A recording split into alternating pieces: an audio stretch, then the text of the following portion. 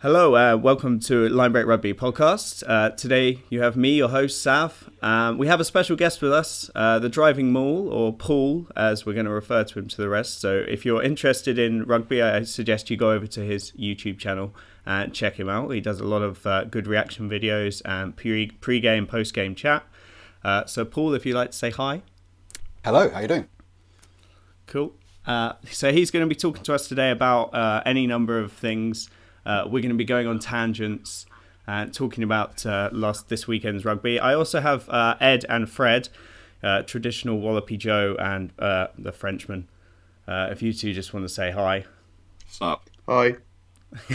Excellent. And we discussed getting a running order ready, but we didn't actually do it in any way, shape or form. So, go on. How about we go the order of the games? Yeah, go on then. So you want to talk about Italy and Ireland first, and you want to talk about Conor O'Shea? Yeah, I don't really mind, but it's been quite a lot of opinion on Conor O'Shea's tenure with Italy. Mm-hmm. How have they made any progress? Is he getting them to make any progress? And is there a point going?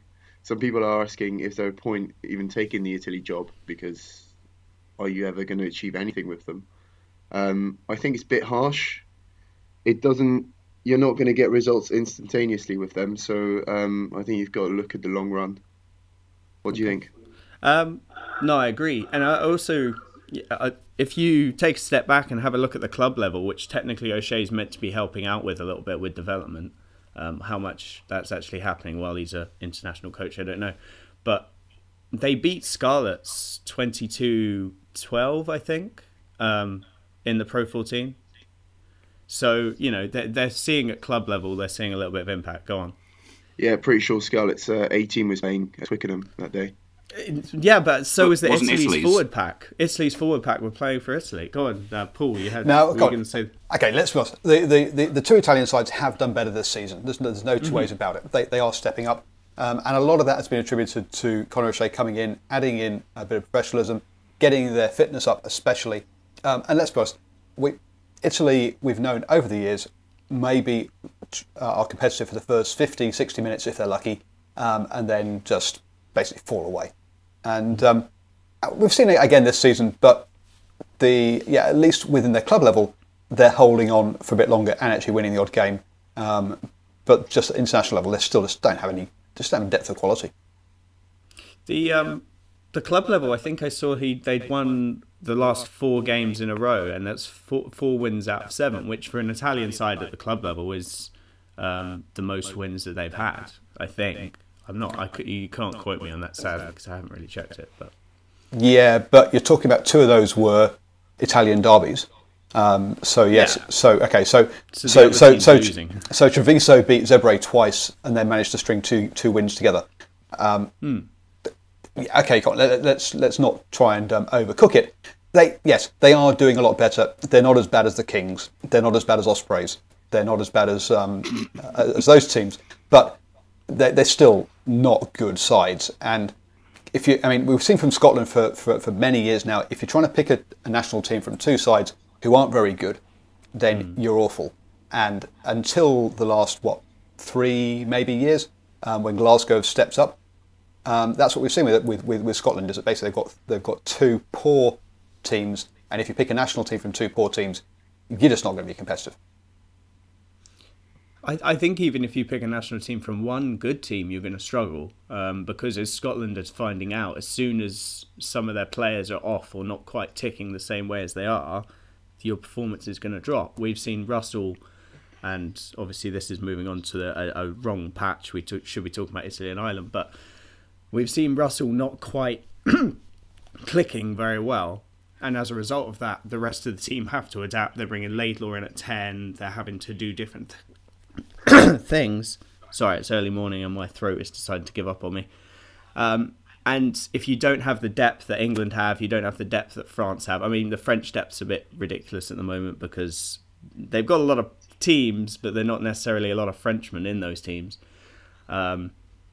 The Irish have a reasonable amount of depth with 2 very good provinces and then 2 very decent backup provinces. So I think even Scotland, even with one team, so we're going to see Italy get this, maybe they'll get this reasonably strong team in a couple of years' time. They're still going to struggle with depth, because if they lose a couple of players or they're not playing very well, even at that point, Italy are still going to struggle. Absolutely. So I think they'll find it hard to convince Joe Rugby public in England and Ireland that they're going to be worth the money, because we're seeing a sport which is second maybe in the country and is quite well followed and lots of participation, compared to Italy, where football is obviously dominating and rugby's not their thing. True, and also they don't play sports in school and all this kind of stuff, so there's a lot of things fighting against them. I get that, but here we're talking about, are they worth their place in the Six Nations? Essentially, is where we're coming at. Yes. And what everyone's saying is, should Georgia be there rather than Italy? At the end of the day, Yeah. that's. But Ed has let's be something honest. very. I mean, go on, Ed, if you want. It's no. I a couple of weeks ago. I didn't want to have this conversation until after the Six Nations ended, just because I feel like I've had it and I've read through it dozens of times, and it's constantly the exact same thing. And I think people it's. In fact, I'll cherry pick out some of the things I said from one of my comments yesterday, but I think Georgia has at least some right to feel slightly aggrieved at, their position in world rugby and who they play every year and the competition they're in. But I think people tend to either dismiss Italy slightly too much out of hand or just not give them their dues. And Conor O'Shea, I mean, correct me if I'm wrong, but Conor O'Shea's contract with Italy is for 6 years, is that right? I'm not sure. No one knows. Oh, that's good. Well, you know more than we do. I'm not entirely sure I do, but I'm fairly sure he's only about a third of the way through what he's trying to do with Italy.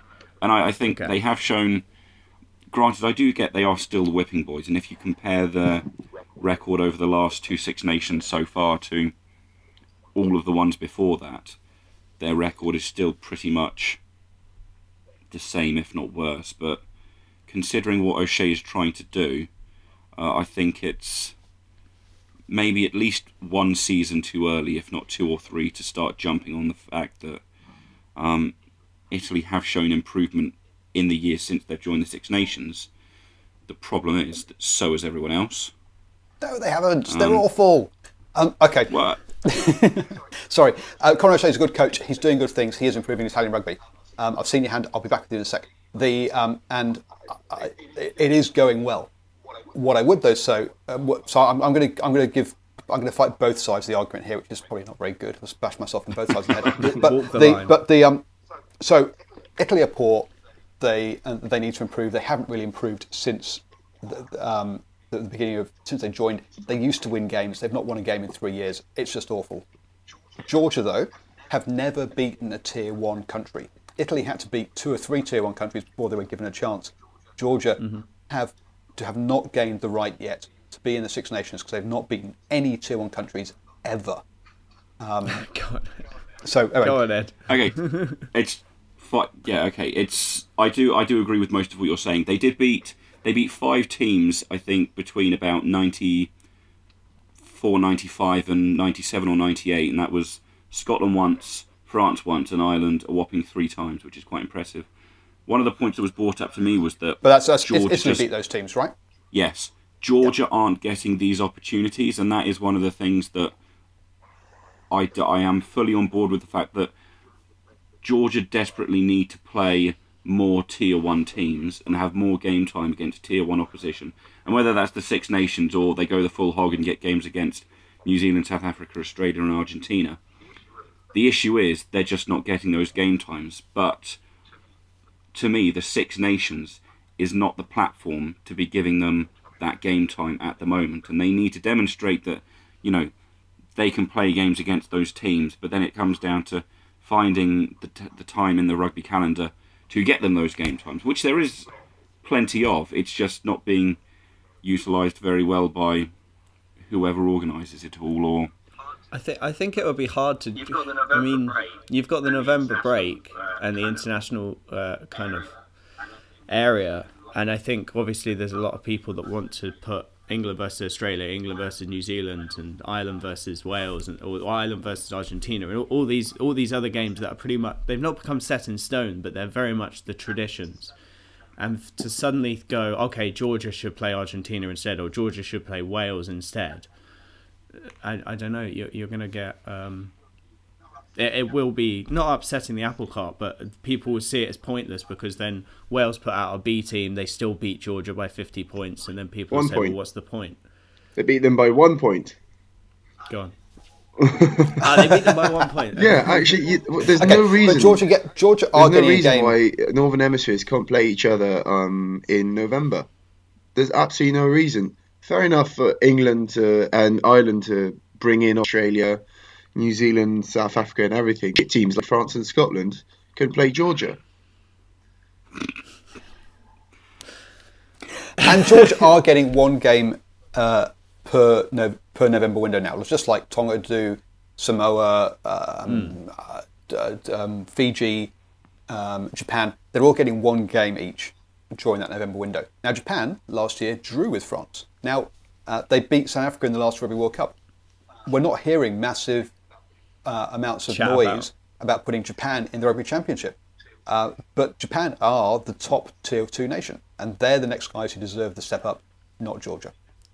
That's an interesting point. I think the reason we're not seeing a huge call for them to go into the Rugby Nations or the Rugby Championship is people are still getting over the fact that Argentina are in there, and it's not as if Argentina don't deserve to be there, but there's still this idea.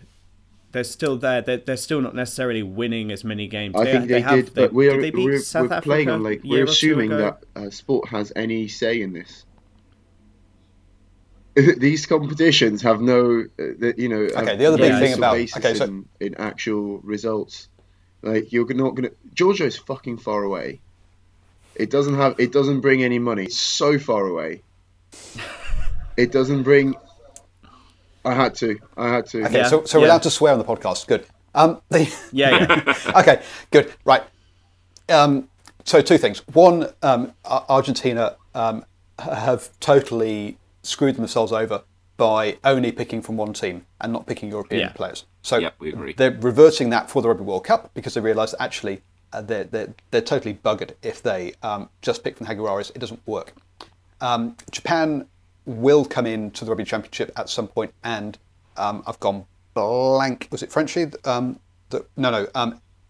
I think it was saying there, it's not about sport, it's about commercial contracts, right? How are we going to sell the Six Nations to a French TV company, to an Italian TV company, if they don't know if Italy's in next year or not? Are BBC Scotland going to be able to buy it? You're not, exactly. You're not going to be able to sell it to Georgia National TV because they're not going to know if they're in or not the following year. You can't find a 5 or a 10-year, or a 5 or a 3-year contract thing, and that's what the Six Nations is all about. Six Nations pays for rugby in Europe, essentially, especially across England, Ireland, Scotland, Wales. It's what pays for these teams. The Aviva Premiership, the Pro 14, they make some money, but not much. The November tours, it's a bit of nice cash in the back pocket, but the Six Nations is what basically pays for European rugby, and they're not about to start throwing it away. That'll be quite a double-edged sword because obviously we have rising nations. I mean, I can't remember the other rising nation. It's Romania and Georgia. These tier 2, very much tier 2 teams, unless they create their own league and set up everything on their own without the support of surrounding nations, they're never going to become tier 1, even in 10, 15 years' time, unless they set up their own completely new, league. I think Romania have a league. Tier 1. Yeah, no, but I mean, like, they'd have to make their Georgia, Romania, Spain, Germany kind of their own Cup of Nations. They'd have to create one themselves and then get to the level by playing themselves and training themselves, coaching themselves. So we're kind of saying this is as many countries that we ever want to play rugby, because unless there's a method of them playing rugby more often with us, then they're never going to get to that level. I don't know how you fix that and try and get more countries playing, but there's an issue in that respect. Whereas you've got someone like England's football team can play San Marino or can play other friendly games against other European nations. Go on.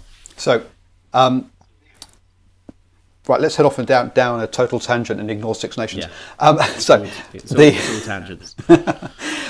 Right, next global calendar. So, starts in 2020, goes for 12 years.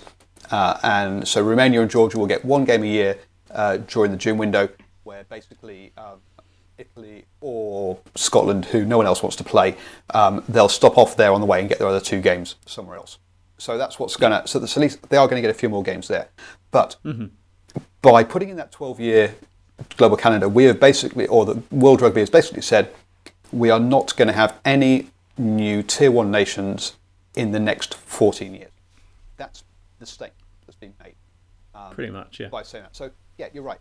There's this idea of a global game, of it expanding. Yes, it will do, but at glacial pace. I mean, we talk about glacial Greg with his passing being slow. World Rugby, hey, make him look like a cheetah. And it's going to be very slow progress. There's not going to be any much change at all. The one fly in the ointment, the one thing that could really put the cat among the pigeons, is South Africa. Now, at the end of 2020, the Rugby Championship and the Super Rugby contract come up for renewal on TV. If it's going to go the way it has gone, with Australia basically going, we don't like rugby anymore, and the Cheetahs and the Kings being kind of successful in the Pro 14, then we could see South Africa saying goodbye to Australia and New Zealand, say hello to Europe.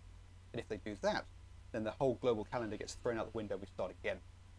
So there is that possibility in that window, when those TV contracts come up for renewal, that we could see a big shift in World Rugby powers, full stop. You've got Argentina, who have gone off and set up the America's Rugby Championship with their countries, and maybe they could look after that. I think that's quite interesting. I see your hand, Ed. I'll chuck you over in a second. I think it's quite interesting that when that comes and the crunch time comes between South Africa Super Rugby and whether they move up to the Pro 14, I think that's a huge opportunity for World Rugby to say, look, we can actually sort a lot of the ongoing player disputes that we're having about playing time and the crunch of injuries and everything. You don't think it's going to happen?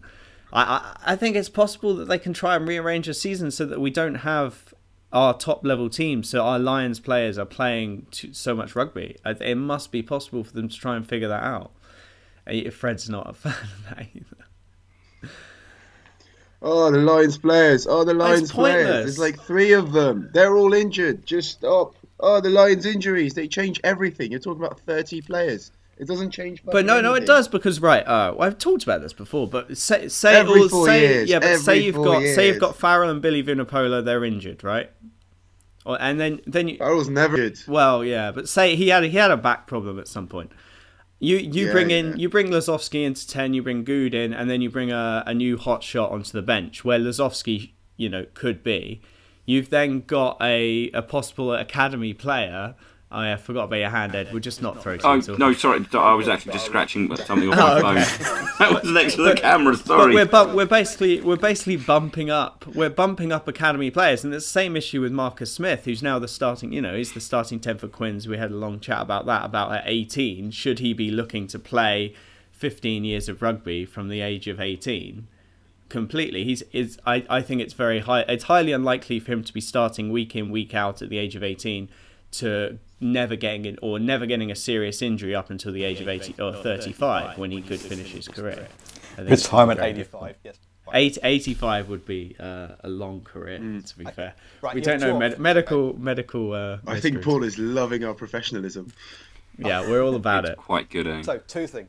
1, either players take pay cuts and they play less games, or 2, you restructure your format in Europe to be similar to New Zealand, South Africa, and New Zealand. Okay, it's not the internationals. The internationals get enough money; they play enough rugby. It's the next guys down that just if you reduce the number of club games in Europe, how is a Gareth Steenson going to play enough games to earn himself a living? He's not. So unless you're going to have that third that tier below the Euro Premiership that plays during internationals, which is what we see in the Southern Hemisphere with the Currie Cup, with the NPC, with the New Zealand, with the National Rugby Championship in Australia. Unless you're going to have the extra tier, which means totally ripping up how rugby is structured in Europe, which will never happen, then basically you're not going to have enough games for the players to play to actually earn a living below international level, and those guys are going to be able to earn a living somehow. I think that comes down to, obviously there's the wage argument that Saracens are making as well, about they want to just pile money into club rugby. But I think they obviously don't. They're not caring. They're not necessarily caring about player welfare particularly. They're just looking to buy players and put players in. It's not necessarily. If 11 out of your 12 teams make a loss, and you want to start spending more, you need your head seeing to. I'm sorry, but they're going to go bust. We've seen what happened to Richmond previously. We've seen what's happened to London Welsh. You're going to see a whole bunch of those go bust unless they start making some money. It's not like the clubs are fleecing the players at the moment, because, hey, if they're fleecing the players, they'll be making massive profits. They're not. They're paying the players what they can afford to. Yeah. Well, Saracens, I can't see Saracens going bust. But well, I'm hearing myself on feedback, which is not great. The issue I have with Saracens is obviously they're funded by, well, not obviously, they're funded by a South African billionaire of sorts who's funneling money in, who's using it as kind of his playground, which isn't necessarily, it's not a sustainable source, but they're the driving force for everybody else to have to do a similar thing to remain. And that's exactly where you want to go. They're not able to put the same level of money and funding in. Oh, fuck no. Well, yeah, but that's the issue. That's what we'll end up with. And that's exactly where you want to go.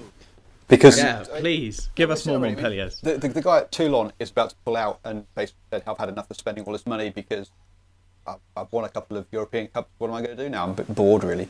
So Toulon's basically about to shut down, or at least slowly slip down the pecking order as they spend less money. Saracens are making a long-term bet they can make that they can somehow persuade all the people who live around nearby their stadium, double the size of their stadium, and actually make some money back eventually. And that is how Ireland beat Italy. It's full circle. Yeah, absolutely perfect. We're really on our. Well, to be fair, we did follow our schedule that we'd written out before. There was a logical. There was a lot. We just followed some sort of logic. Yeah, perfect tangent. So, should we talk about Wales England now? So you don't want your big stat attack from the whole Ireland. Ireland Italy was the only one that I haven't actually seen. I think I was wandering along a Dutch canal at the time, so I sadly wasn't able to watch it. But stats wise, actually I didn't actually see, but the brief highlights that I saw made me think that Conan is putting pressure on Stander at 8 actually. Ireland played well generally. Until the replacements. They had a very good first half, very different second half, but they kind of obsessed with who's going to play what position, who's going to do what, etc. But they're not really. They rely on Conor Murray a lot, and it's a bit weird how they're obsessed with they're a bit too obsessed with their selection rather than the way they're playing. I'd say they're over reliant on Sexton. They need Sexton there to shout at them what to do because it's an overcomplicated game plan, and no one else can remember it. Let's be honest, this game was over in the first half because they scored 4 tries, and by then they got the 5 bonus point. No one cared. I even tweeted out saying, "Guys, you could have warned me that the game wasn't worth watching. I would have anyway, but you could have warned me." And and everyone came because people normally. Being in New Zealand, I watch a lot of these games on recording. People tell me, "I'll just watch the last 10 minutes of Ireland versus France." No one warned me with this game because everyone just knew that it was a bore fest. To be honest, and this defenders beaten, 27 defenders by Ireland beaten compared to 6 by Italy. Clean breaks, 15 clean breaks. Yeah, there's one interesting stat. There's one interesting slightly more interesting score at half towards the time, end. 28-0. Score of the second half, 28-19. 28-0. Score of the second half, 28-19. Yeah, they were. So when it wasn't just Ireland their subs. brought on They're their gonna shit on game themselves a plan- lot, but it wasn't. Yeah, just their their game subs, plan it was the started whole to team die. not quite firing. And to be fair, they were Italy. Even though in the first half were trying really hard stuff, they were genuinely throwing the ball around, trying some risky moves, and offloading. And when it didn't work, Ireland got tries off that. One of them was a really good turnover from Levy. Buniaki beats one defender, makes a pass, try. Another one was an intercept from the one where Henschel got injured. There's quite a lot came of Italian errors, well exploited, more than Ireland attacking off set piece or doing first up attack. More than Ireland attacking off set piece, doing first up attack. I'd agree. I don't think Ireland or even England, which we'll get on to next, have really shown us much in attack this Six Nations yet. I think they're both well below their best, and they're organised. They're doing some nice stuff, but they're not. They're a long way from being kind of where they were, or being number 2, number 3 in the world. They don't look like that level of team at the moment, to me. Yeah, I certainly think Ireland look almost unimaginative in face. So when against France, there was a complete lack of.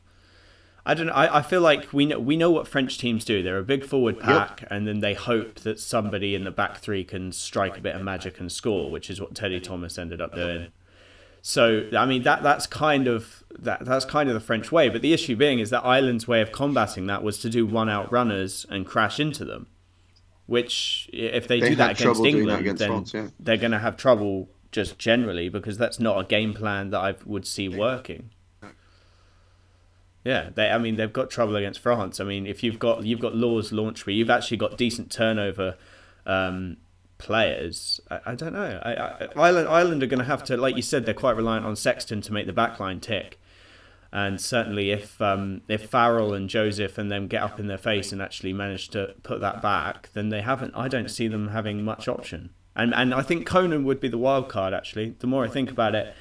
We know what Stander can do. People have played with Stander. He's been on the tour with the boys. They understand how he plays. But Conan, I can honestly say that if I wasn't so interested in rugby, I wouldn't have seen him play for Leinster. And so I reckon that he would be a reasonable unknown for them. And so him bringing his game to an international level might be the kick that Ireland need. I don't know.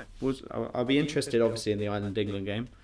But we're here to talk about England-Wales. One last thing before we move on from Ireland. I'm amazed how little treatment Sexton's had over the last 2 games. Here's a guy that we know is fragile, we know kicks off, has a bit of temperament. Why there haven't been a couple of extra late hits on him? Let's be honest, France a couple of years ago were brutal in hitting him late and taking him out. This time they treated him like some sort of kid's gloves. Oh, we can't touch you.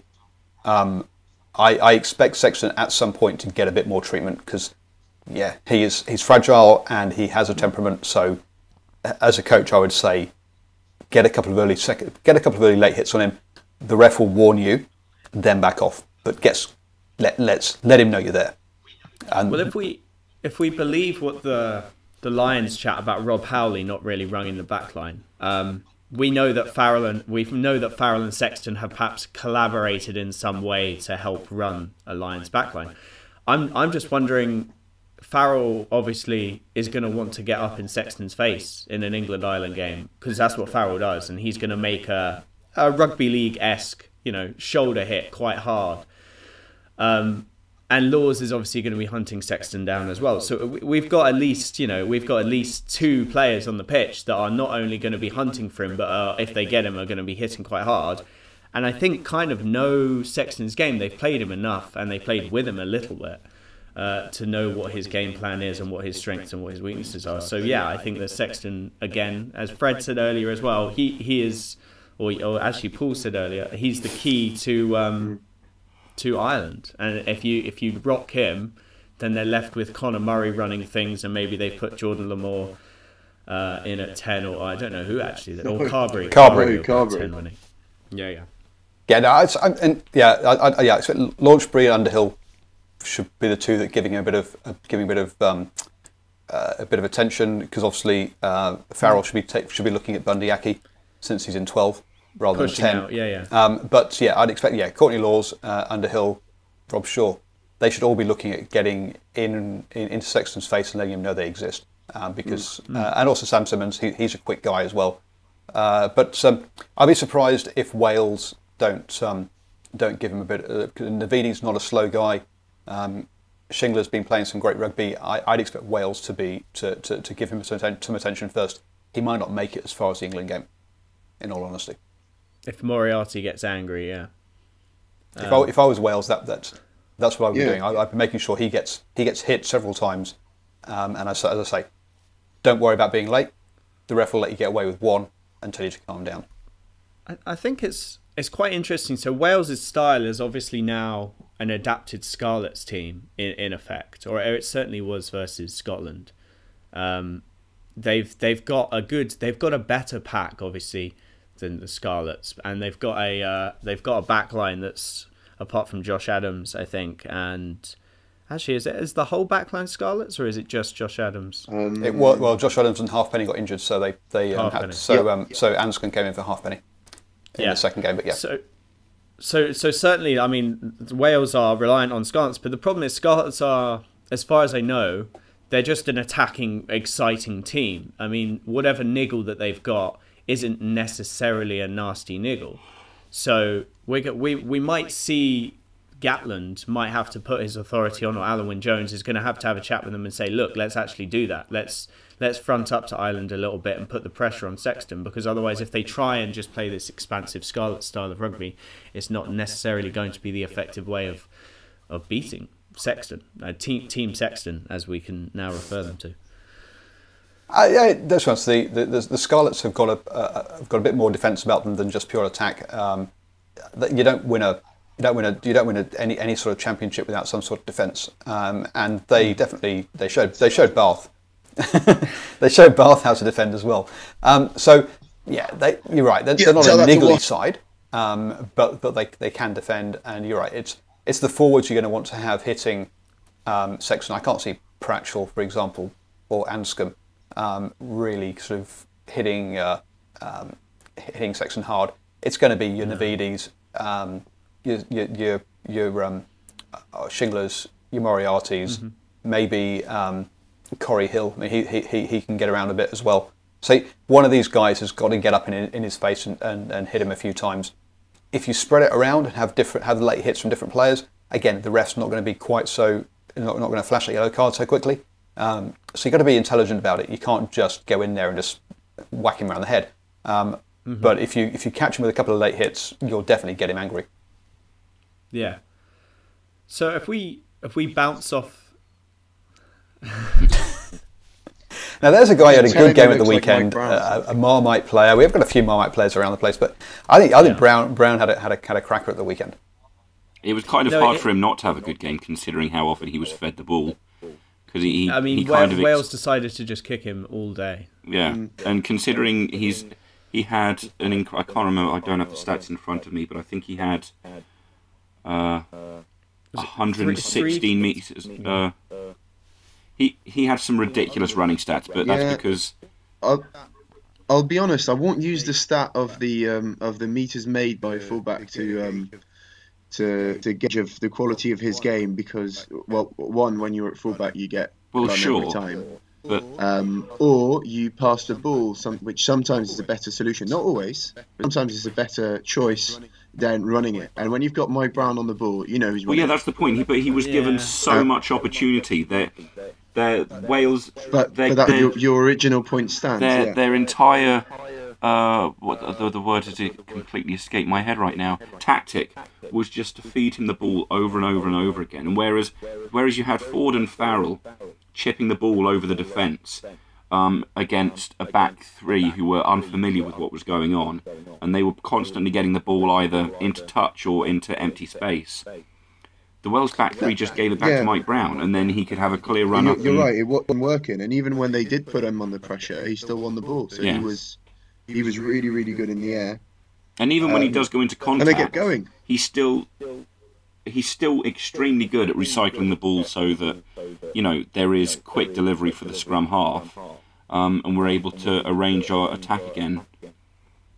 And so, I still think Farrell should have had man of the match, or Rob Shaw, or Launchbury. Launchbury just for that offload for the try. I think Farrell was by far your key man. It's Eddie Jones. If we lose Farrell before the World Cup, that was the only comment in the thread that I actually agreed with, and we're talking about the controversial thread on Reddit, is that if we lose Farrell before the Rugby World Cup, we're not lost, as the comment suggested, but we are at a huge disadvantage. He's our metronome off the tee, and if we look at Ford's stats, they're not actually quite good enough really to step up. Even back in the day, for Charlie Hodgson had a better kicking rate than Ford did. And we've got the situation. Is this news to you, Paul? I know. I didn't realise he was that bad. I mean, I know Charlie. I mean, Charlie Hodgson was a fantastic club player. Awful international player. But no, I thought George Ford would be better than that. Just a quick stat. So Mike Brown, 118 metres run with ball off 16 runs, and what is going to absolutely surprise everybody, 5 passes. I don't remember seeing any of them. Surprising. Well, I'm not even kidding. I was going to say, he caught it deep and popped it to Johnny May. Into contact. He did a Rob Garney kind of game. Yeah. Classic Carney move. Maneuver. But I will say it's Eddie Jones has kind of snapped a little bit at one and had a go at another. A couple of journalists asking questions about Mike Brown, and he's had a go that, you know, the press are always willing to pick the team and don't. Yeah, think he said you're the ones who don't rate him. And he's clearly backing his horse. That was a good answer. Yeah, but I think in fairness, if you ignore the Argentina tour, it's been a fair old while since he's had any stretch of, you know, really, really good form. So I suppose a lot of it might just be down to the fact that, considering how much ball Quins fan, Ed. Well, we're shit, so whatever. The amount of ball he was given meant that he could shine and he could show off and he could put in a more obvious performance, I suppose, than he's had recently. But yeah, as I say, Farrell in particular, I think, especially for Farrell for setting up May's first try, and Launchbury for setting up his second try. There was a lot there, I think. That I think we're more reliant even on Farrell in defence than we are Jonathan Joseph, to be honest. That's because Farrell in defence is immense. He misses. He's making hits and momentum changing hits on people. He missed 7 tackles against Wales. He made an amazing turnover. I can't remember who it was on. And now Scott Williams, was it, where he just completely crushed? Oh no, the turnover. I'm remembering he just stopped Scott Williams dead in his tracks by basically just clinging onto him and thus falling over. But I remember the turnover as well. That was a match-winning. I can't remember who against. But yeah, you're right. I mean, he missed 7 tackles. The next guy the most misses was Sean Evans with 4, and we all know that Evans can't defend for his life. So Steph Evans. Steph Evans, even sorry, not Sean Evans. Geez, sorry. So 7 is a lot to miss. Launchbury came off early. Not a negative. It's not always necessarily a negative in this case, because they've adapted the same kind of tactic as Saracens, where they will rush up as quick as they can. And so even if Farrell does get bounced, and he did get bounced a couple of times, he is completely stalled. I'm with you on this, especially with the kick chase. Which gives the rest of the defenders time to rush in and actually complete the tackle. And you've slowed down the foot. You've made more effort than if you're not chasing hard and the fullback runs at you 20 meters further down and you put him down. So your stat looks worse, but your effect on the game has been bigger by missing that tackle. So your stats are deceptive by missing that tackle. True, but when we're talking, from Go on. from a player of the game, man of the match point of view, Launchbury went off early and yet made 19 tackles, which was a high for the England team, second most in the entire game. So, I think Launchbury for me was the man of the match. Farrell had a great game, but I'd personally rate Launchbury over Farrell. If we're going to go based just solely on stats very quickly, one of the really interesting ones, I think, was that Dylan Hartley actually put in a decent shift, made a decent number of tackles before going off in the 50th minute or so. But I think Wales' replacement hooker, Elliot D, he was on the pitch for about 16 minutes and made more tackles than Hartley, which I think is phenomenal. That is nearly twice as many. Hartley made 5 tackles. Is that all? Yeah, only 5, whereas Elliot D made 9. So, maybe they didn't run. Yeah. I think that's also something that's worth considering is how far from the ruck you are. So, for example, Launchbury will probably 2 or 3 men away from a ruck in defence, which is where most of the because they don't want to straight away to a ruck. They'll usually have a 1 forward and forward to forward and attack there. So you're going to get your Launchburys and your Rob making lots of tackles, and Hartley, who's closer to the ruck, won't have as many tackles to make. Fair.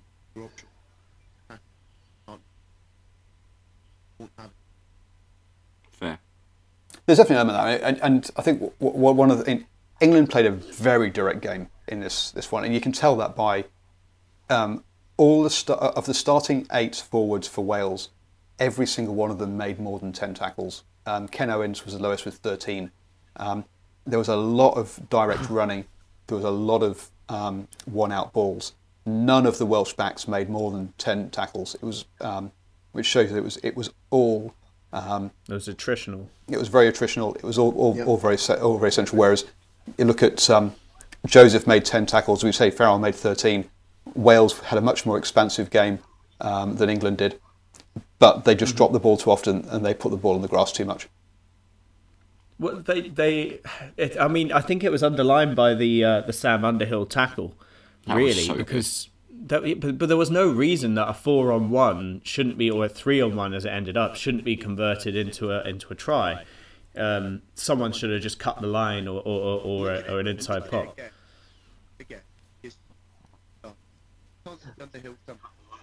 Look at it again. Look at it again. He is so close from the line. Weird angle. He can't see it was a good option because his support players had run weird angles. Diving was the I best don't choice. understand the lines that the Welsh players are running, because in reality they should be giving an option.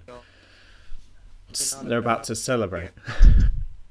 They're not really running lines. Yeah. They are, maybe hanging out of their arses at the end of a 60-metre run. That's what they're doing. Not running a support line. They are 3 meters away from the try and going full speed with. So you're right there, but imagine you had a born finisher like Wade or someone else, not on the ball but off on the shoulder. He wants that try. He doesn't want Scott Williams necessarily to be the one to score that try. Not for any selfish reason, because he doesn't want particularly Wales to score, but because he wants that try. That's all he lives for, to get over that line, and so he runs a different line to make sure that he's an option to pass to. To a tackle. Incredible. That's what someone would do. Absolutely. Maybe he was, I still think he made the right choice. He did the right thing. It was just a very clever. I've never noticed anyone make a tackle where they're trying to slide the player out like that before. I thought it was a very intelligent tackle. It was a reasonably unique tackle, yeah, for sure. Yeah, but that was an Eddie Jones. I mean, and I love Sam Simmons. You guys know that. But that was him making that call at half time to go, look, we don't need a rapid ball carrier on the outside. We need someone who's going to make a big hit on some tackles in the middle. Was he not taken off due to injury concerns?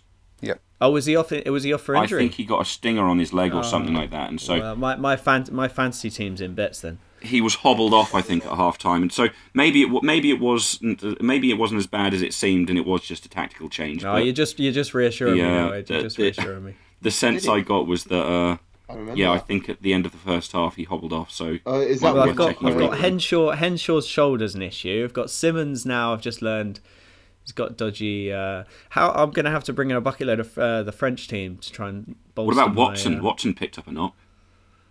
Who else picked up a knock? Watson. Oh, I didn't have Watson, luckily. Or I don't know whether it's... Do we? Oh, that's why Noel came on. Yeah, Yeah. that's why Noel came on. Who, by the way, and I love him to bits, is probably not going to win the foot race when Farrell put that kick through. No, Noel He's quick enough is to a lot get of that things, Watson, but for a maybe winger he's not Els. particularly quick. What he does offer, Can't though, see is... any others. I'm sure we've brought it up on here lots of times before. Considering how much ground he can I'm not make sure up in Zebo's quick contact, or how much ground he can make up through the defensive It was a line, 50-metre either run. in contact It or wasn't- by it going wasn't around 30. players. It doesn't matter that he's not a gas man like May, because he still makes up. No way. No chance. Not many people. Zebo, to be fair, but obviously he's kind of fallen out of favour. Well, I mean, if we're going to extend to players not playing at the moment, then, that's probably a wider bracket. Hoggle, I think. Who's It was a quicker, call as Simmons well, or Noel? like, 'cause that's my got the question, ball because I out of a reckon turnover, Simmons might wasn't be it? in for a shot to actually And make just that saw some chase. empty space, boom, 'Cause he's kick pretty straight damn away. rapid. And if you look on the wide angle, as soon as Farrell gets the ball, Johnny May's already pointing at the space. No, we've got. I can't think of another winger yeah, who's just odds impressive. on winning that ball race, winning that foot race. Sorry, and maybe yeah, it was. May is screaming for it as well. Yeah. And we talk about heads-up rugby, and that's what we saw there, which was good to see. Because we always talk about heads-up, that overcoached players, blah, blah, blah. They don't play heads-up rugby, and that was a great example of it. I don't think Johnny May's a player who you can say is overcoached. I was talking more about Farrell, actually, kicking the ball. Yeah. You would have, Sav. No, you're you would spot have. on, Have you watched the post-match interview with Eddie Jones? Because No, he makes a go great comment about something about May kind of Yeah. acting like the captain, Yeah. or think he's the captain, and Eddie sharing a look with Dylan and just saying, "Yeah, that's not something we're looking into," or something like that. Oh God. Yeah, he's a character. I wish someone who's at the top level knew more about rugby, but I mean that's just me. I love him though. Should we Fire. go? Yeah, can we not ignore the fact that he basically gave Italy a try last week? He did, but he trusted. I think he trusted that he was quicker than the opposition winger as well. Yeah, he thought it's okay if I give him 20 metres between me and the try line. No one's going to pass over my head. Yeah. And I suppose he trusted that he could get back. But the game was pretty much won at that point. But yeah, he shouldn't be making that rush up error. And I feel like perhaps Daly wouldn't have made the same mistake. Well, he did. I Against, don't know. he Noel did is- against New Zealand. Daly got caught out on the Lions there you tour go. by trusting the inside not Yeah, trusting the inside man. and that's when Cody Taylor scored in the corner. Oh yeah, out wide. Yeah. I'd still rather have Daly playing for us at the moment, but considering May's try count yesterday, yeah, I'm not bothered. I'm going to ask: will we go straight to Scotland, France, or Finally, the will good we game. mention the controversy around that try that was or wasn't? Nah, wasn't. Because It not was. we could- It grounding was so fine. was a try. It was obviously a try. No, there's a try all day long. tiny knock on before, but the was so obviously good, no problem. Sorry, There's a slow-mo clip on Twitter It's so small. I mean, it shows that it hits his finger because he's holding his finger up, and then as it hits his finger like that, and then bounces, and essentially it looks like he's knocked it on because it's hit his hand, not his knee. if we went through the game and looked at every single bit frame by frame, Oh no, 100%. half the players would be off the pitch by like 20 minutes in. So look, clearly, Yeah. to me that is such a marginal knock on that you don't expect that to be spotted. And to say that it was inconclusive grounding was out of order. But that's it was ridiculous. It was so conclusive. Yeah. So, It was anyway. obvious. He was obviously Anscombe got it his was hand so to it. clear. And it was obvious that Everyone Watson saw it. was That was above it. amazing. I've got to be honest. At the time, I was sitting there. I was watching it in stop motion because my internet wasn't very good. I was just hear the commentary going, "Oh yeah, it looks like he's put it down. He might have got that down first." And then as soon as I heard the TMO going, "Oh, it's not conclusive," I was like, "All right, that's good for us, but this is going to cause no end of absolute hassle on Twitter and everything else." But I think I didn't really. I mean, Ed put me straight. I said, "Oh, it could have been." Was it? It could have been 12-11, or it could have been 13-12. And then you pointed out, oh yeah, but then those 3 points wouldn't have existed, and therefore it actually would have been 12-10, and the game would have. If we're going to go the whole hypothetical route on scores, it is an absolute exercise in futility, because there is. I mean, I'm sure Eddie Jones mentioned this as well. The game is so incredibly,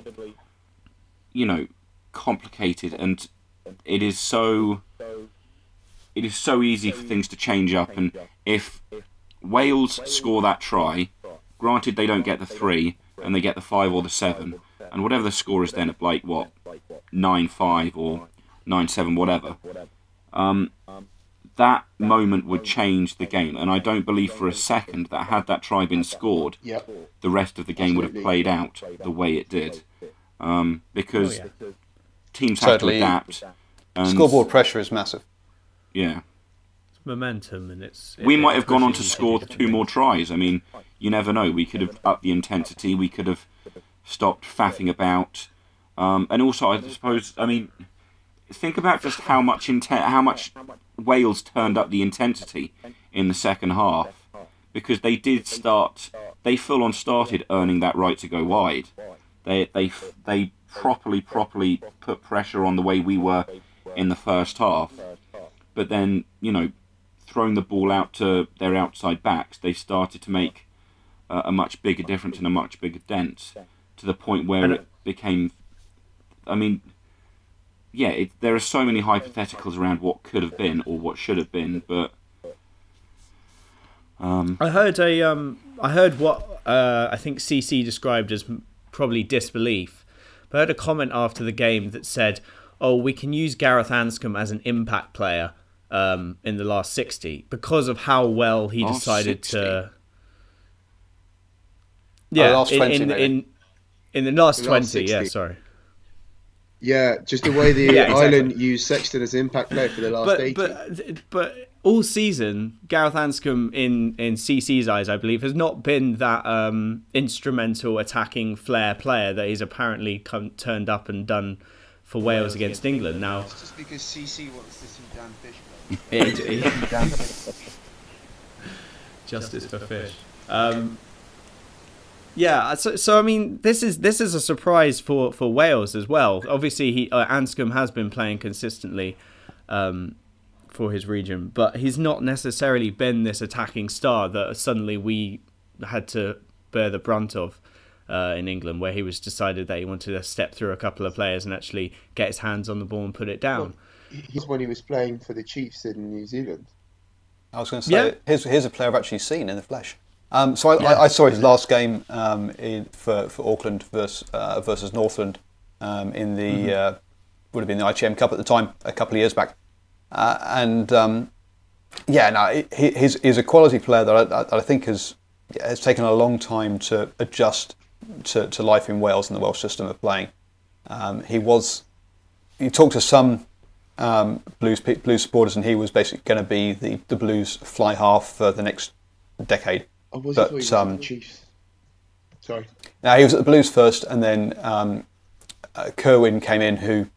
John Kerwin, great player, awful coach, and his first move was to drop Gareth Anscombe, because his dad, who obviously went on to coach in Ulster, I think, and then also across to Canada, was the regional coach, and there was accusations of nepotism and this kind of stuff. So to stamp his mark on the club, he decided to cut the best number 10.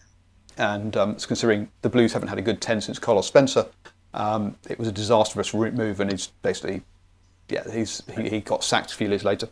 And the Blues still have a tense crisis. Obviously, they lost Piers Francis, and they're I think they've just had an injury to their young upcomer, haven't they, as well? So I'm not sure losing Piers Francis was such a crisis as more a blessing in disguise. True. But but yeah, Terry Black has gone and gave himself a season-ending injury last season, so he's out for the whole season. And Perifeta has gone and injured his hand as well. So yeah, bring King Carlos back. He's only 42. He'll be fantastic. He was playing in the tens, wasn't he? Yeah, he was. Yeah. He played in the Brisbane Tens, which I was just saying. Like, suddenly, Super Rugby Twitter has just come alight, and all of these accounts that I've been following that have been completely dead have suddenly started posting non-stop about the Brisbane Tens. So I've just had a flood of tweets just suddenly hit my timeline, which is great to see rugby has suddenly resurfaced after they've been asleep. But yeah, that was a big spamming during the Six Nations. Suddenly seeing all the Brisbane chat. What a joke of a tournament, to be honest with you. A bit of a party and nothing else. It doesn't really. Only two teams pretty much trained 4 tens, which is the Blues and the Crusaders, and hence, hey, they made it through to the semi-finals. Funnily enough, and the teams that hadn't trained were awful in day 1. Day 2 went, oh, that's how you play tens, and suddenly it turned up. So yeah, they play tens once a year. It's a bit of a giggle. It's like the Hong Kong Sevens. People get drunk and something happens on some grass that happens to be over there. That's brilliant. Yeah, that's actually how I treat cricket most of the time. If I've ever been to a cricket game, it's like something's happening and then there's a big cheer and it basically is having a drink with your mates. So yeah, I can imagine it's still a good way to get punters in though, I suppose. They can earn a bit of money for the stadium.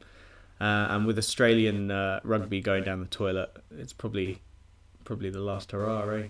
Well, if you want to go off another tangent, we can go into in-depth analysis of the Australian rugby situation if you want to. But did you well, we've talked about this before. Have you seen Eddie Jones giving it wasn't a Q&A, it was kind of a chat to the Oxford Union. Oh yeah, that's pretty good, that.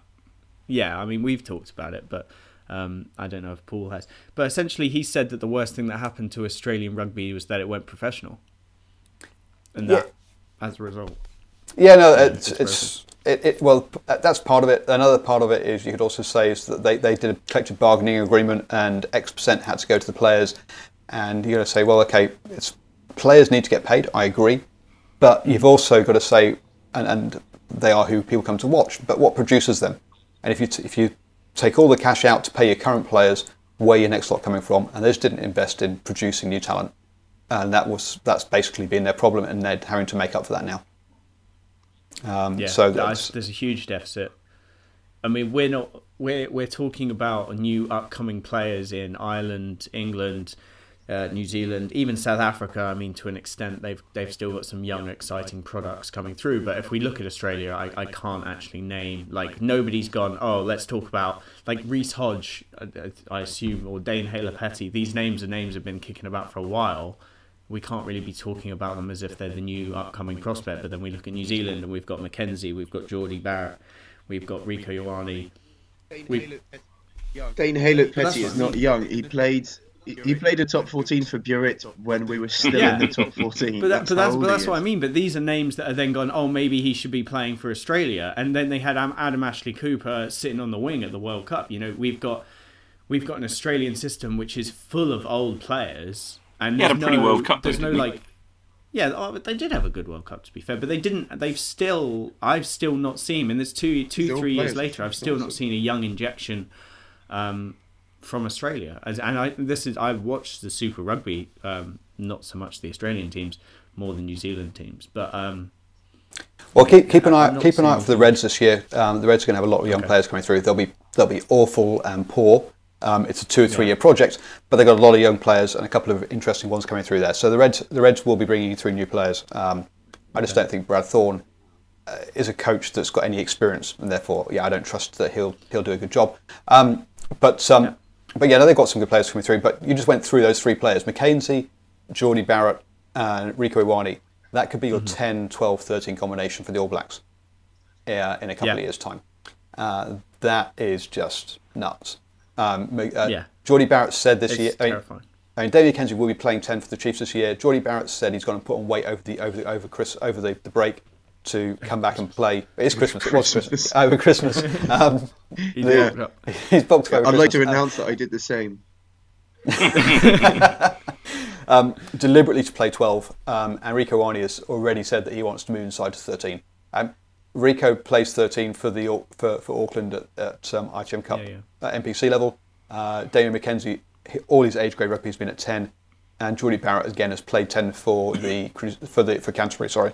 So these guys, whilst they be playing in the back three, that's to introduce them to senior rugby. It's not. That's where they naturally play. In the same way that Barrett was introduced at 15, and now he's obviously. Well, I still don't think Barrett's actually a 10, but he's the best player in the world, but I don't think he's a 10. He's the best player in the world 2 years running, but he's crap in his own position. I understand. But he's not. But yeah.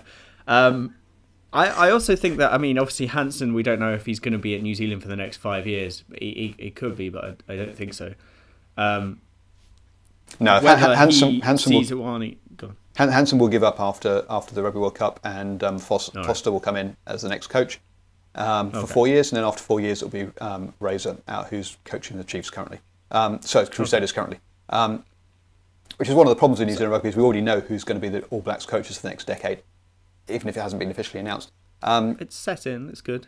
So, it's made Gatlin upset. Yeah. So well, Gatlin upset. I mean, Boyd's coming over to. I've gone blank all of a sudden, but he's. Where's he going? He's going somewhere. He's going over to Saints, who's the Hurricanes coach. Okay, yeah. Obviously, Gatlin's upset. Someone's hitting. No, sorry, it's Cheetah's coach in Worcester. Totally different thing entirely. Anyway. Okay. Lost track. But I think it's interesting. I can see them still trying to use. So obviously, Anton Leonard-Brown has had a massive breakout as well.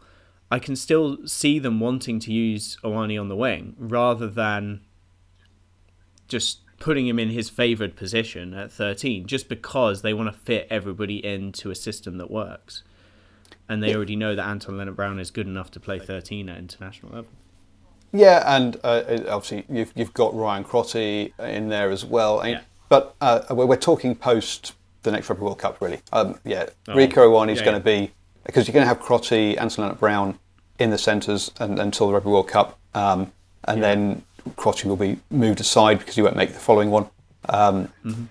You've got Bowden Barrett again. He's 26 at the moment, so he'll be 28 come the Rugby World Cup. Be positively slow by the World Cup. Do they say yes, he'll make the following Rugby World Cup at 32? I don't know. We'll see. It depends on how well Mackenzie's going there. If Mackenzie doesn't break in and get a starting position, will he go to Tigers? According to my mate down in Hamilton, he is. Yeah, that is a serious possibility.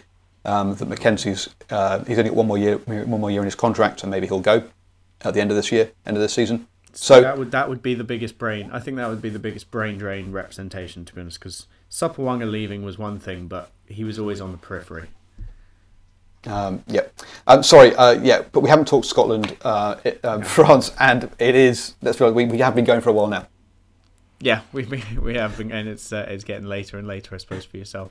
I'm growing into the day as we go on. So no, Ed wants to talk Scotland, France. Go on, Ed, take us away. I just figure we've been going on a while. I'm slightly worried that my phone is perhaps the hottest it's ever been. And Good. I'm not sure how long it's going to last before the battery ups and dies. The best reason to ever talk about it. We'll solve the energy crisis. Blow it. I think it's probably worth bringing up that there was a third match this weekend.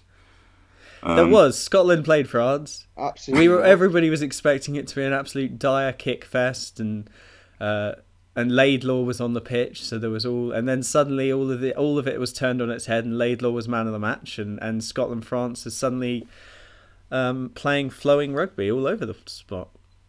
So it was quite good for 20 minutes. You threw the ball out wide to Teddy Thomas, and he decided to tear it out. We talk the coming of Lionel Buxis. He is the second coming. Has any player decided to basically be a meme of himself with the outrageous offloads on his own try line? Has any player in the history of 10 rugby seconds after he dropped the ball epitomised French rugby as much as Buxis? Because that's just whatever was going on with his so I'm game. assuming Paul. I think. Oh my god, that's a close up. Paul, I think. I've not seen this one, so Paul, I I've think gone said that dumb. I've not. So yeah, sorry, I've not caught up on this game yet, but I have seen both teams manage 12 runs for 14 metres. So obviously, yeah, clearly he was a running flying half today. He took a he didn't take a high ball. He decided to knock a high ball on, and then about 10 seconds later, was it a defensive scrum or a defensive ruck? I think they might have now popped into us under a lot of pressure, and instead of passing it left towards the post, he just went for back of the hand, blind pass went straight to hand. Blind pass. He kicked it out, but couldn't actually kick it out properly because he got tackled in the process. So even more pressure added to France on that. He gave it straight to Hogg, I think, didn't he? The sheer bollocks to attempt a blind pass on his own, knowing exactly where his teammate was. Yeah, pretty much. That's just unbelievable. Who does that? Unbelievable, but or so scared and unprepared to take a tackle. Oh yeah. No, he tackled. He actually took the tackle because his pass attracted the defender onto him. So I think that we've got to look at it from the point that he's just. I think he'd made one of the biggest mistakes that you can make as a rugby player, which is under no pressure under the high ball, knocking the ball on. Yeah. Which he'd done about 30 seconds earlier. Yeah. Knocked the ball on. And then he decided to just I don't care about that. I'm just going to give a blind. So I disagree with that, because when he drops it, the first thing I thought was, look at him, look at how angry he is with himself. He just went, I'm not going to say the word that I can lip read. But it was very different from Finn's Russell grin when he missed a kick. Well, that I think played a part. So Finn Russell got subbed off. Was it the 60th minute? No, 64th minute. They took Finn Russell off and put Laidlaw at 10. And I actually think that was done in part because when he missed that kick to touch, or he overcooked it, his response to it, I think, was just going to give Scottish fans a huge negative reaction because it showed him grinning and smiling. And I'm not saying that was his actual response. He was obviously gutted that he missed the kick. But I could see the tide turning in the Scottish fans looking at the fact that he just did that. You know? Yeah, I can see why the fans were angry. But if they've ever watched Finn Russell before, they know that's what he does. Yeah. Whatever the score is, he's dancing, he's smiling, whatever's happening. So, you can say it's a flaw, but expect it. Yeah. And to be fair, if you notice, Scottish Twitter was then going off on one saying that Laidlaw should start the next game at 10 for a brief, minute. And Teddy Thomas had a really good game. He was good last week, and suddenly, he's the best winger in the world now. When that's what he was 4 years ago when he was really good against Australia, and we didn't see him since. It's one of those things. You give 10 seconds of action for people, and suddenly. They've got everything figured out. Well, Teddy Thomas didn't miss one tackle. No, he was very good. He made 4. He was very good this week. He was very good last week. Yep. And in the top 14 earlier on, I don't know if you've seen Castro for Racing. He was amazing. He beat about 6 defenders off a shit pass and dropped it in goal. I tell you what, but that's why he's been picked. I'm quite pleased to see how well he's playing, because I think maybe last season, if not the end of the one before that, I was extremely excited to see what Virimi Vakatawa would do coming into the French side, because what I'd seen of him in the Sevens, I was quite impressed by, and that's just gone down like. And I disagree. I think it wasn't very good yesterday, but it's one of those things where. I think one person started saying, and said, somebody just added on to it, I'm really not impressed with Vakatawa, and now he's the worst player ever. I just can't think of the last time that I thought much. I can't pick out the last time I remember thinking, this is actually fantastic. This is what I thought he would do when he came over. So I'll look at this. I actually might make a little video on this. So the way they used Vakatawa is completely different to how they used Thomas on the right wing. Yeah. So Vakatawa's basically stood behind most of the attacking rucks and he's looking to do a sneaky pick and go or an inside pass off 10. That's basically his bread and butter. He loves doing a little shimmy and trying to get through a congested area. He does a lot of that, and I'm wondering if it's part of a plan, or if it's him doing the same thing over and over again when nothing's happening. Mm-hmm. Because it seems like he only does it, the backs are not aligned or there's no forward pod available.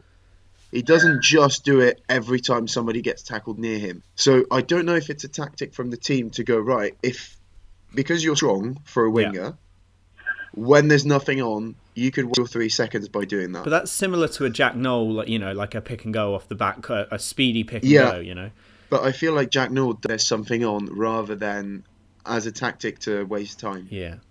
So the French. So what I've noticed on top of that. So Vakatawa will do that carry, but then all the French attacking plays. So their set piece plays, they're 2 out the backs and then out round to the winger. Yeah. They're actually happening after that Vakatawa pick and go, and they're going to Teddy Thomas.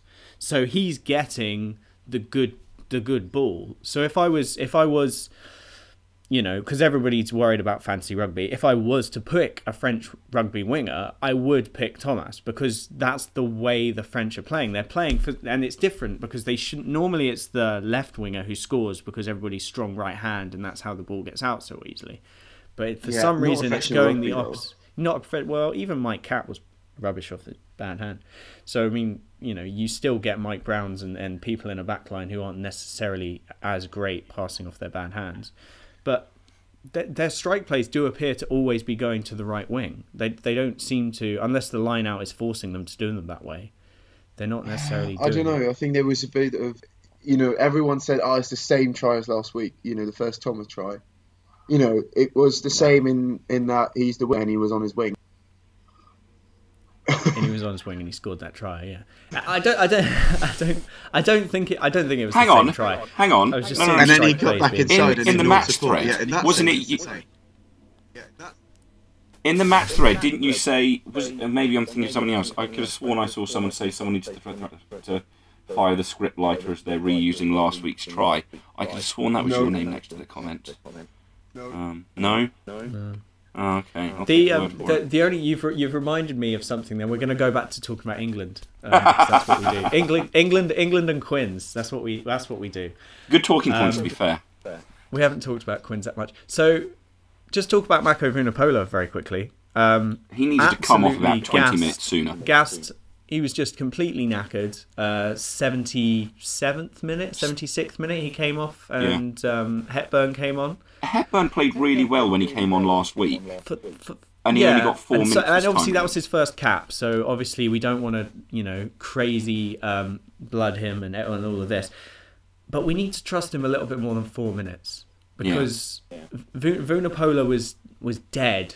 And he wasn't a defensive liability. It's not really his fault, but he's so tired that there are gaps forming about where he would normally be. I'm really struggling to see the point you're making. Well, my point being the transition from Teddy Thomas. Well, no, because I made the comment. Was knackered. See, this is the thing. I made the comment in the thread saying that we need to trust Hepburn a little bit more, and I think that it's similar. I mean, the French have decided. We'll bring it back to the French. Why not? The French have decided to just trust every single new kid on the block, apart from Boxes, apparently, with a completely random picking of squad. There you go. That's how we'll bring it back to the French. He's not random. He's actually the next best option. That's the sort of sad thing. Though he's been playing very, very well this season. We just don't have anyone else. Is Trunduk dead? Trunduk has been shit for the last 3 years. So as soon as he's again, he stopped being good. All right. Can I ask what's going on with Serra? Ever since he left Montpellier, what about he's been terrible. Is Plisson injured? Plisson. Oh, for God's sake, guys. What's ask the Stade fans. They're all going to say, no, we don't want Plisson playing. God. Another podcast actually named a worst best team cup after Cuthbert and Plisson. And you're trying to now suggest Plisson should be playing for France. Cuthbert, who is it? The Welsh. Suddenly, I saw them all talking about Cuthbert as if he was. He's been playing quite well for club, and in my opinion, if Wales want to play Cuthbert on the wing, go ahead, because that is not Jesus Christ, they've started talking him up again. And I think when you've got Josh Adams, Steph Evans, Amos, you've got all of these players who can actually play attacking, amazing rugby and get round their winger, and then you want to put Cuthbert on the pitch. I feel sorry for the fans that are still talking about him. But yeah, I don't think anyone's stop bringing it every 20 seconds, because that's what everyone does. It's like, oh look, Wales isn't playing. Well, might as well bring Cuthbert back. Having been in Hong Kong when the Lions came through there for the Lions versus the Barbarians game, yeah, Cuthbert's not the brightest bulb in the room. Oh, do you mean on the streets of Hong Kong? He went. Oh no! Well, more to the point, he went out and got absolutely lathered before the game, from all reports. You're like, hang on, you're a professional rugby player. This is your big opportunity to play for the Lions, and the first stop on the tour, you go and get absolutely rip-roaring drunk before the first game. Just come on. Yeah, what an idiot. I think it is interesting because we spend an awful long time. I mean, today alone it's an hour and a half talking about rugby players. And at the end of the day, they are just 20 to 30-year-old men that are just going out and having a bit of fun sometimes. And it's very... I mean, that can be a very temperamental, time. And I don't know, it's quite weird to see the different ways that people... For example, if we look at where people started, and this is again talking about Quins, we look at Daly and Yard, they've almost started on even footings, and we're watching Yard's career not getting worse and worse, but kind of unravelling, and we're watching Daly's career perhaps getting up and up and up. And they've kind of started at the same point. They both went to the same school, they both went to academies, they both played quite well in their breakout years, but we're seeing different trajectories. It's almost like they're different people. Sure, but I'd say their skill set for wingers and 13s, or what Daly was a 13, they were similar for what people were asking for. And I thought this was you. I think Yard's you plugging the fact that you played with them or against them again. Once upon a time. Because if we're going to compare players, we've got one declining career and one ascending career. And one that just never took off. What happened there, Sav? One that sat in the barrel and is Sav for festering. Quin's 10, sorry. Because as the old saying goes, those that can't do, podcast. I think that's right. And that is... Should we wrap it up there? Because that's actually quite nice. Yeah, think about next week. So in a fortnight, what are the games? France, Italy, finally one we may be able to win. England going up to Murrayfield. Stack your fancy team with French players. Calcutta Cup north of the wall. And you'll be fine. Brilliant. Shameless plug, I'll be doing a live post-match reaction to that with one of you guys, actually. Oh, sweet. Yeah, I'm happy to do that. Or Fred can do it. I don't mind. It might make more sense if there's a French person or an Italian.